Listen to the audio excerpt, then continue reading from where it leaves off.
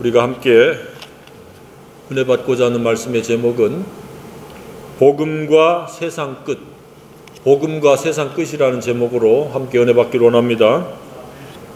우리가 살고 있는 이 세상은 무엇이 움직이고 무엇에 따라 돌아간다고 생각을 하고 있습니까? 아마 대부분의 사람들은 정치, 경제, 문화, 체육 이러한 것들에 의해 가지고 세상이 움직여지고 돌아간다라고 생각할 수 있습니다. 충분히 그렇습니다. 정치가 없으면 나라와 민족은 혼란에 빠질 수밖에 없습니다. 정치가 있음에도 불구하고 때때로 엄청난 혼란과 엄청난 그러한 소요에 노출되기도 하는 것이 우리가 살고 있는 국가사회요 지구촌이라고 생각이 되어집니다. 또한 정치적으로 대립각이 생기면 전쟁도 불사하는 게 이 사람들, 이 피조물들의 그 완악함입니다. 지금 러시아를 비롯해서 우크라이나, 그 외에도 다수의 나라들이 지금 전쟁을 치르고 내전을 치르고 또 갈등을 겪고 있습니다. 브라질, 멕시코 이런 남미 쪽에서도 상상을 초월하는 지금 그러한 갈등을 겪고 있습니다. 정치를 잘하겠다고 나선 사람들이 있고 정치인을 뽑아놨는데도 불구하고 곳곳에서 정치적 완성도가 떨어지기 때문에 그러한 일들이 발생하고 있다고 생각이 되어집니다. 이런 것들은 단면적이요 표면적인 그러한 세상에 돌아가는 것들입니다. 그리고 대다수의 사람들이 경제활동에 노출이 돼서 경제활동을 합니다. 이 또한 본질이 아닙니다. 핵심이 아닙니다. 그러면 무엇이 핵심이라고 생각을 하고 있습니까? 그것은 다름 아닌 하나님이 세상을 섭리하시고 주관하신다는 사실입니다. 사람들은 그 보이지 않는 하나님의 그 섭리와 주권을 인정하지 않는 사람도 있고 인정하는 사람도 있겠지만 영적인 관점에서는 세상을 창조하셨고 만물을 지금 다스리시는 분은 오직 하나님 한 분이시라고 믿습니다. 그러면 그 하나님은 무엇에 의해서 세상을 이끌어가고 섭리하시고 주관하시는가? 그것은 다름 아닌 예수 그리스도의 복음이라고 믿습니다. 그것을 사람들이 알든 알지 못하든 인정하든 인정하지 아니하든 그렇습니다. 왜 그렇습니까? 오늘 본문이 그것을 우리에게 말씀하고 있지 않습니까? 세상이 끝나는 이유는 무엇입니까? 바로 모든 민족에게 이 복음이, 천국 복음이 증언되어질 때에 세상은 끝이 나기 때문에 그렇습니다. 세상은 정치, 경제, 문화 이러한 것에 의해서 움직여지는 것 같아도 하나님의 시간 계획과 하나님의 섭리와 주관은 오직 복음에 따라서 시간 계획표를 진행하고 있고 섭리하고 있다는 사실입니다. 오늘 이 점에 대해서 분명하고도 확신을 갖기를 바랍니다. 그러면 하나님의 의도와 목적은 오직 순수한 복음인데 사람들은 그 복음과 동떨어져 있거나 복음에 대해서 무지하거나 복음을 알면서도 복음과 어울려서 더불어서 살지 않는다라고 하면 그 사람의 개인의 삶은 상당한 그 문제에 빠져 있다는 사실입니다. 문제가 아무도 없기를 주님의 이름으로 축복합니다. 그러니까 말을 바꿔서 우리에게 개인 적용을 하면 그렇습니다. 우리는 복음 때문에 존재하는 것이고 복음을 위해서 살아야 되고 복음이 다 전파되어지면 이제 세상은 끝나고 새로운 세상이 열린다는 사실입니다. 그러니 하나님의 모든 관심과 초점은 복음에 있다는 사실입니다. 그런 하나님의 초점과 관심처럼 저와 여러분의 관심과 초점도 오직 복음이기를 원합니다. 따라서 복음은 아무리 강조해도 지나치지 않는 겁니다. 정치, 경제, 사회에 따라 사회가 움직여지는 것이 아니라 그 뒤에서 역사하시는 복음의 여부에 따라서 이 세상이 더 길게 가기도 하고 세상이 끝나기도 한다는 사실입니다. 그래서 오늘 다시 한번 재차 복음에 대한 생각이 환기되어지기를 바랍니다.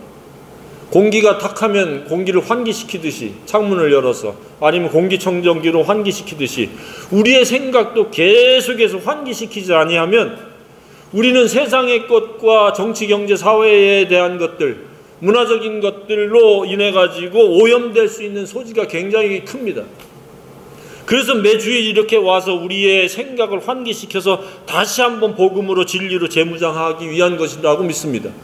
그렇지 않으면 그냥 오염된 공기를 마셔도 당장 죽는 것이 아닌 것처럼 내 생각이 오염되고 더러워졌고 악해졌는데도 불구하고 내 삶이 존재하는 이유가 바로 그런 것과 같습니다.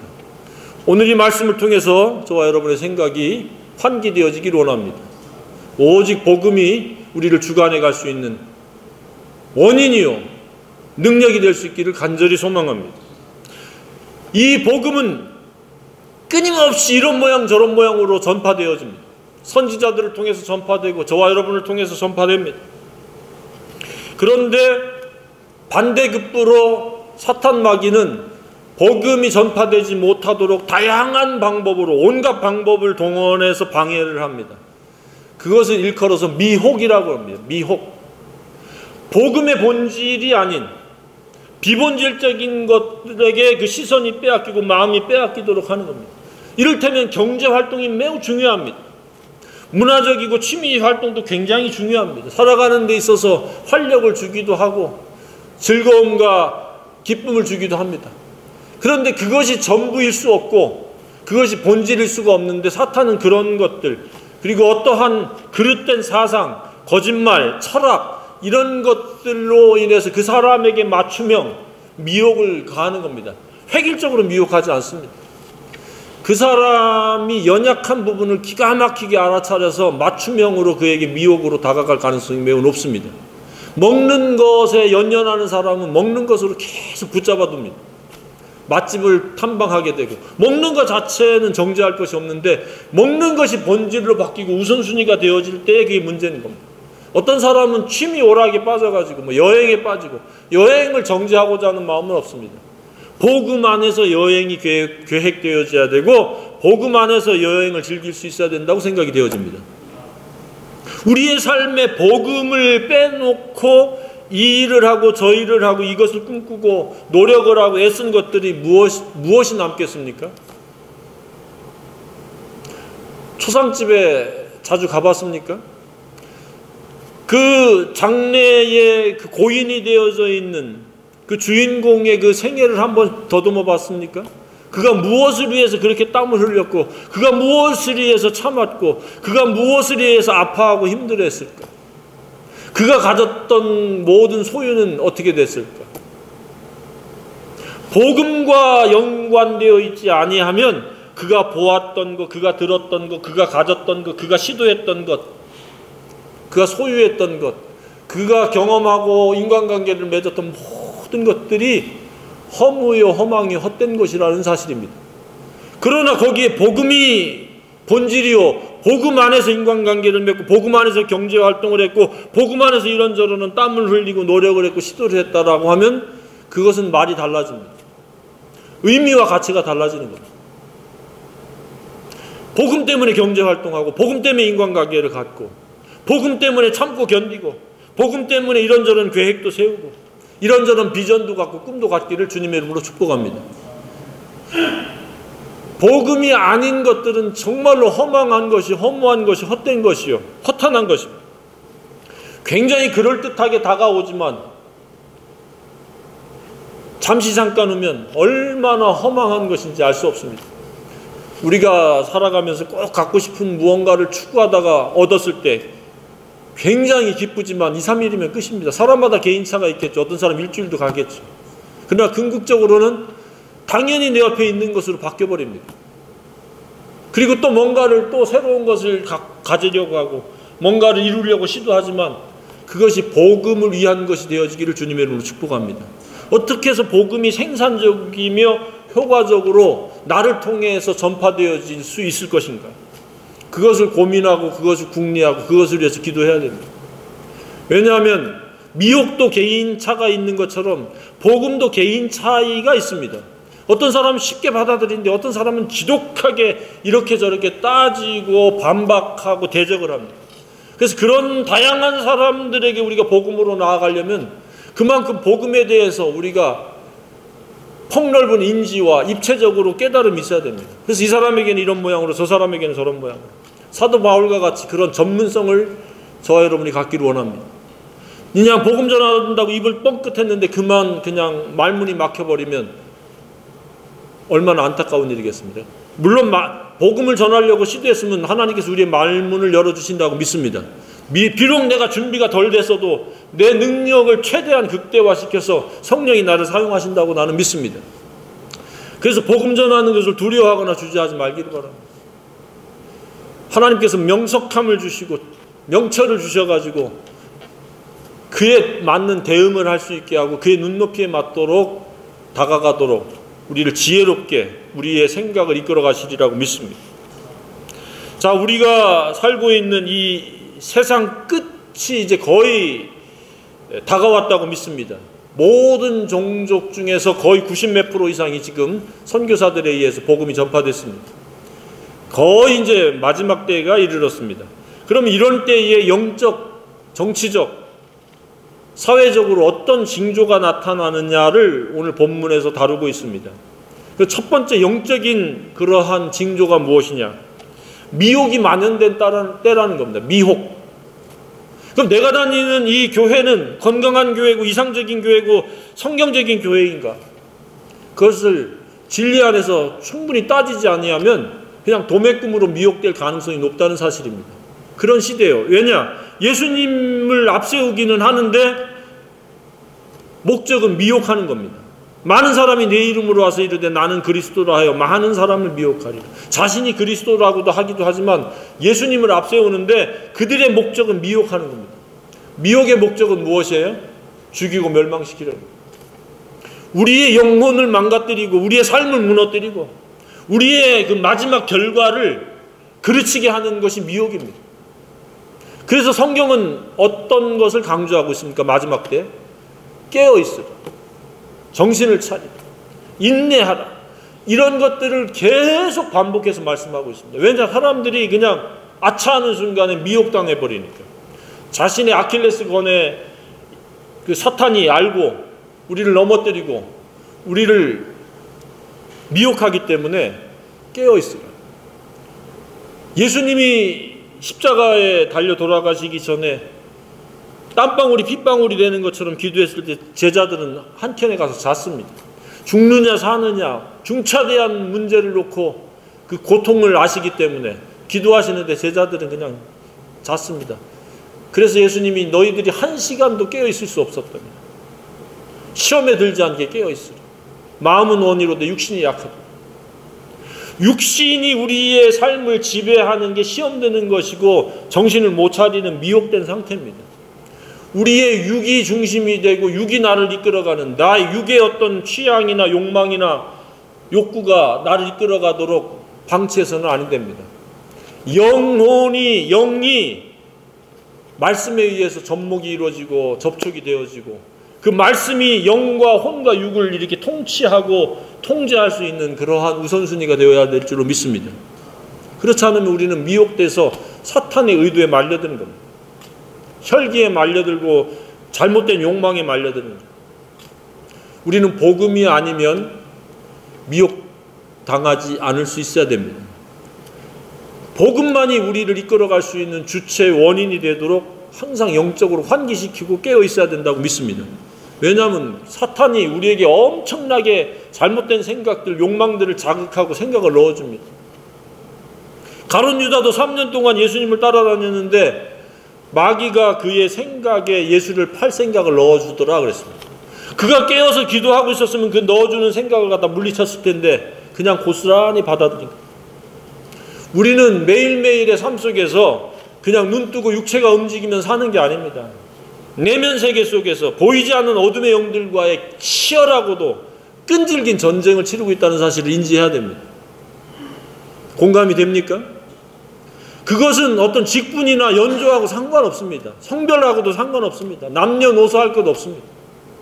교회를 오래 다녔든지 짧게 다녔든지 상관없이 예수 믿고 예수로 살고자 하고 복음에 의해서 삶을 진행시키고자 하는 자에게는 사탄이 엄청나게 집요하게 가까이 있는 사람들을 통해서 또 시각을 통해서 길을 통해서 우리를 자꾸 끌어내리려고 합니다. 그래서 우리가 온전한 사람이 되어지지 못하는 겁니다. 찌그러지고 이그러지고 망가지고 오염되어져 있는 생각체계로 살아가게 해서 사탄이 쾌재를 부르려고 합니다. 우리는 예수 그리스도 안에서 내 생각을 거부하고 십자가에 못 박음으로 말미암아 오직 복음이 복음되어짐으로 말미암아 건강한 영성의 사람이 되기를 원합니다. 승리하는 영성이 되기를 원합니다. 잠시 잠깐 넘어졌어도 속히 일어날 수 있는 오뚜기와 같은 의인의 삶을 우리는 살아갈 수 있기를 원합니다. 잠언에 의인은 7번 넘어질지라도 다시 일어나거니와 그랬습니다. 일어나는 게 의인이요 넘어진 채로 그냥 쭉 가버리면 그건 악인입니다. 우리는 일어나서 꿋꿋하게 어둠의 권세와 싸울 수 있어야 된다고 생각이 되어집니다. 영적인 우리가 살고 있는 환경이 그렇다는 얘기입니다. 두 번째는 어떤 현상, 징조가 나타납니까? 그것은 바로 정치적인 문제죠. 국제사회적인 문제인데 그것은 바로 가까운 곳에서는 전쟁의 소음을 듣게 되고 먼 곳에서 전쟁의 소식을 듣게 될 것이다. 쉽게 이렇게 풀면 그렇습니다. 전쟁이 소리가 들리고 소식을 듣게 된다는 거예요. 아마 가면 갈수록 크고 작은 전쟁이 동시다발적으로 생길 가능성이 높습니다. 민족이 민족을, 그러니까 한 나라에서 정치적인 문제로 서로 대립을 하게 되고 좌우 대립을 할 가능성도 높습니다. 조금 더 읽어보면 7절에 민족들이 서로 싸울 것이고 한 나라 안에서 싸우는 겁니다. 지금 막 그 남미도 그러고 뭐 아프리카도 그러고 내전이 끝나지가 않죠. 나라들이 서로 싸울 것이고 세상 곳곳에서 기근과 지진이 일어날 것이다. 이 모든 것은 통증의 시작일 뿐이다. 이렇게 말씀을 하고 있습니다. 사도 바울도 동일한 이야기를 디모데후서 3장 1절에서 말씀하고 있습니다. 말세에 고통하는 때라고 정의를 하고 있습니다. 말세의 특징은 너나 나나 할 것 없이 고통에 노출된다는 사실입니다. 그러나 예수 안에서 복음으로 사는 자는 내면 세계의 곤고는 사라지리라고 믿습니다. 외부적 핍박은 혹시 받을지 모르지만 내면 세계의 평안은 뺏어갈 수 없다고 믿습니다. 복음으로 살 수 있기를 원합니다. 지금 이미 그것이 시작되고 진행되어지고 있다는 것을 우리가 느끼고 보고 있지 않습니까?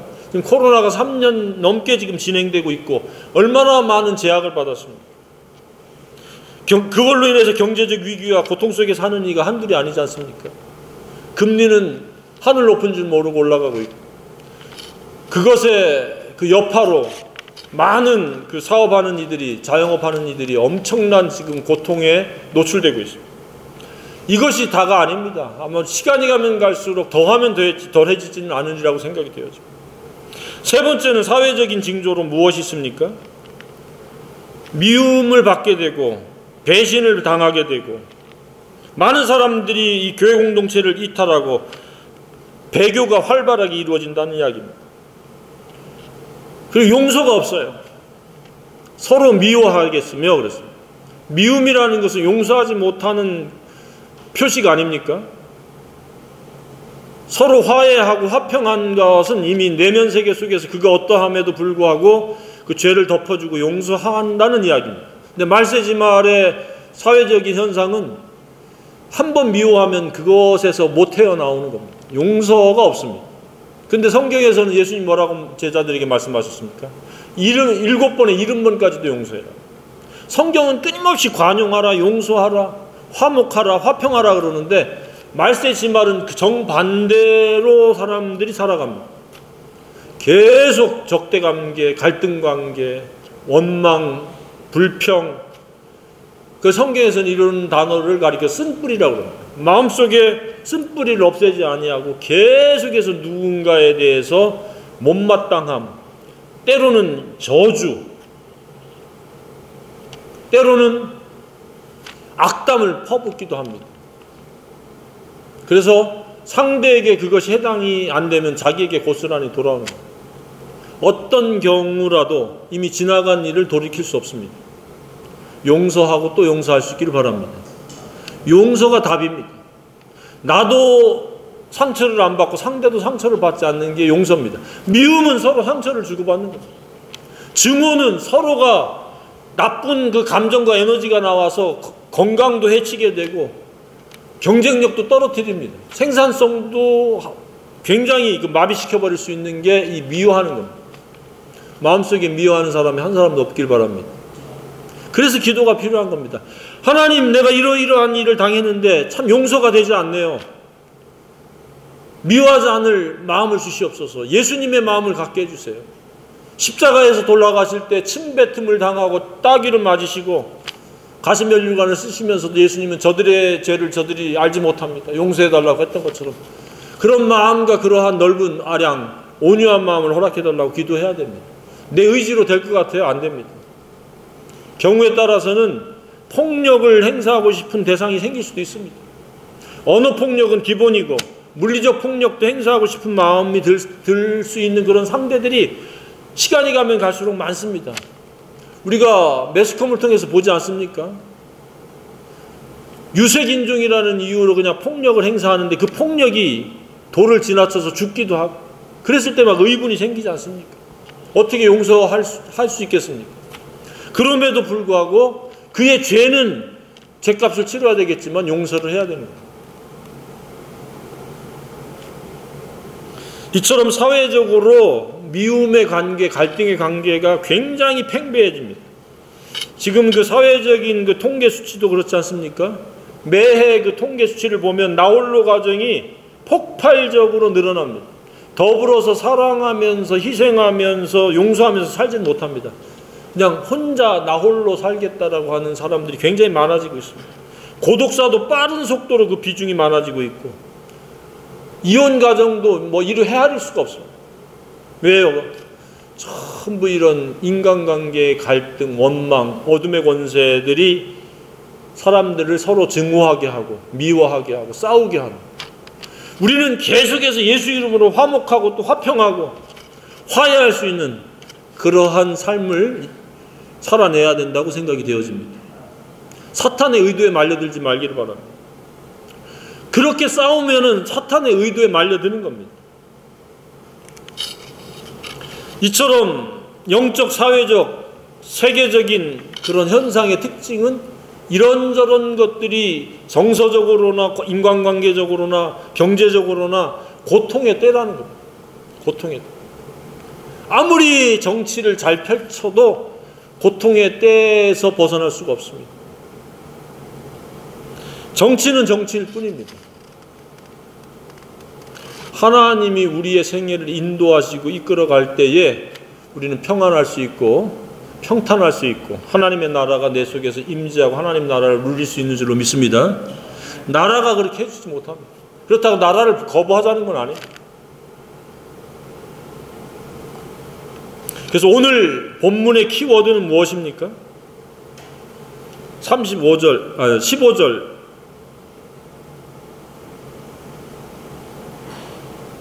15절이 아니고 한 장을 넘기셔서 35절에 나오는 말씀. 이게 지금 같은 한 장이니까 천지는 없어질지언정 내 말은 없어지지 아니하리라. 하나님 말씀이 복음이며 생명이며 빛입니다. 그것이 영원하고 그것만이 우리의 전부가 되어질 때 우리는 이런저런 사회적인 징조와 현상에 휘둘리지 않고 초월해서 그럼에도 불구하고 감사하고 그럼에도 불구하고 기도하고 그럼에도 불구하고 견딜 수 있는 그런 생애가 되어지리라고 믿습니다. 복음이 아니면, 말씀이 아니면 무슨 의미가 있겠습니까? 참은 것이 무슨 의미가 있고 견딘 것이 무슨 의미가 있겠습니까? 오직 복음 때문에 견디고 예수님이 나를 갖다가 그럼에도 불구하고 사랑하고 희생해 주셨기 때문에 나도 예수님을 본받아 사랑으로 희생하고 용서할 수 있는 그러한 예수님의 진정한 제자가 되어야 된다고 믿습니다. 예수 믿는다라고 고백은 누구나 쉽게 할 수 있습니다. 그러나 예수님처럼 살아내는 것은 그렇게 녹록하지가 않습니다. 그래서 쉬지 않고 기도하는 겁니다. 예수님처럼 볼 수 있고, 예수님처럼 들을 수 있고, 예수님처럼 말할 수 있고, 예수님처럼 인간관계를 가질 수 있고, 예수님처럼 여러 모양의 사람들, 여러 문제의 사람들에게 다가가서 그들의 문제를 해결해주고, 그것이 선한 삶이요 선을 위한 생애가 되어진다고 믿습니다. 경제활동도 그런 이유에서 경제활동하길 바랍니다. 누군가와 경쟁해서 우위를 점하려고 하는 그러한 것은 굉장히 어린아이적 사고입니다. 내게 하나님께서 물질적으로 많은 것을 맡긴다라고 하면 나는 많은 사람들에게 복음을 전할 수 있는 그 통로가 되기를 소망한다면 하나님께서 그의 물질을 축복하시리라고 믿습니다. 그 생애를 복 주시리라고 믿습니다. 하늘과 땅은 모두 사라집니다. 그러나 나의 말은, 하나님의 말씀, 이 복음은 사라지지 않습니다. 우리가 사는 이 세상은 정치, 경제, 문화 이런 등등에 의해서 움직여지는 것 같지만 그것은 눈에 보여지는 일시적인 것이고 수단입니다.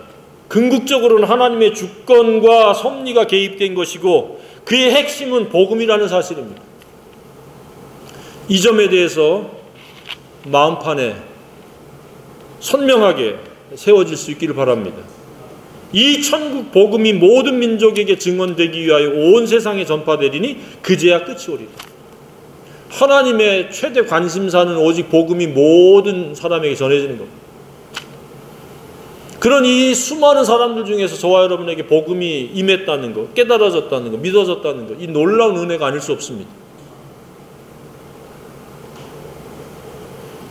우리는 이 복음과 함께 참고 견뎌야 됩니다. 때로는 어마어마한 시련이 올 수도 있습니다. 그러나 그것은 종이 호랑이라고 하는 사실을 인지하시길 바랍니다. 다니엘이 세 친구 사드락 메삭 아베느고가 우상을 만들어 놓고 절하라고 그러니까 절을 할 수가 없습니다. 그래서 왕이 평소 때보다 7배나 용광로를 뜨겁게 해서 절하지 않는 사람 죽인다 그랬는데 당당하게 절하지 않고 그들은 죽음을 기꺼이 맞이할 각오를 했습니다. 하나님이 자기들을 지켜주시겠지만 만약에 지켜주지 아니하신다 할지라도 그리하실지라도 우리는 결코 우상에게 절할 수 없다. 미혹당하지 않겠다. 그 미혹에 빠져들고 그 사탄의 의도대로 자신의 생애를 갖다가 도매금으로 넘기지 않겠다고 한 그들에게는 그 뜨거운 용광로 속을 하나님과 거니는 그런 놀라운 특권과 은혜를 경험했다는 사실입니다. 다니엘도 기도하면은 왕 앞에 구하는 것 외에 다른 신에게 구하면은 사자굴에 던져넣겠다는 것을 알면서도 창문을 열어놓고 공개적으로 그는 기도했습니다. 그래서 그는 사자굴에 던져졌지만 사자들이 입을 천사들을 통해서 봉해서 그는 전신이 온전히 보존되어졌다고 믿습니다. 복음으로 살면은 겉으로 볼 때는 굉장한 핍박이 어려움이요 많은 그 시련이 다가올 것처럼 그렇게 우리를 위협하지만 절대 두려워하지 않기를 바랍니다.